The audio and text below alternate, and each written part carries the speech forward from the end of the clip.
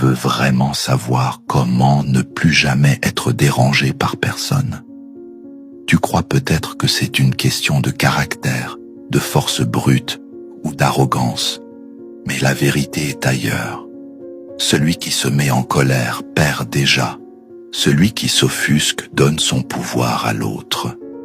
Chaque fois que tu réagis sous l'impulsion, tu remets les clés de ton esprit à quelqu'un d'autre.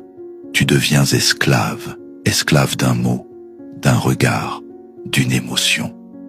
Marcus Aurelius disait « Celui qui s'irrite subit plus de tort que celui qui l'offense. Réfléchis.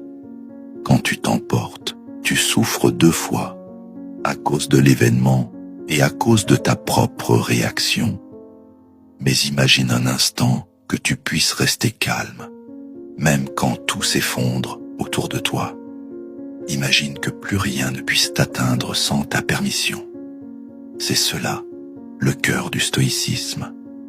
Ce n'est pas une fuite de l'émotion, mais une maîtrise profonde, un art de vivre, une discipline mentale, une souveraineté silencieuse. Le stoïcien ne fuit pas la douleur, il l'accueille sans s'y attacher. Il ne cherche pas la vengeance, il cherche l'élévation, parce qu'il a compris que l'extérieur n'est qu'un théâtre et que la scène la plus importante est celle qui se joue à l'intérieur. Épictète nous apprend à créer une distance, un espace sacré entre le stimulus et la réponse.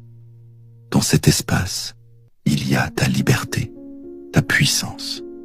Avant de réagir, il respirait, il observait l'émotion monter, puis passer, comme un nuage dans le ciel.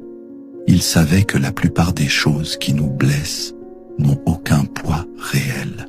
C'est notre interprétation qui leur donne du pouvoir. C'est notre jugement qui les rend insupportables. Tu veux devenir libre? Commence par interroger tes pensées. Chaque fois que tu te sens blessé, frustré, irrité, demande-toi, est-ce vraiment grave? Est-ce que cela mérite mon énergie? Est-ce que je ne suis pas simplement en train de nourrir mon ego blessé? Le stoïcisme, ce n'est pas être froid ou insensible.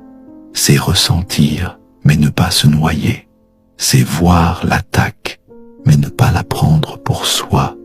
C'est comprendre que la vraie force ne crie pas, elle ne frappe pas, elle ne cherche pas à convaincre, elle observe, elle choisit, elle transcende. Sénéca écrivait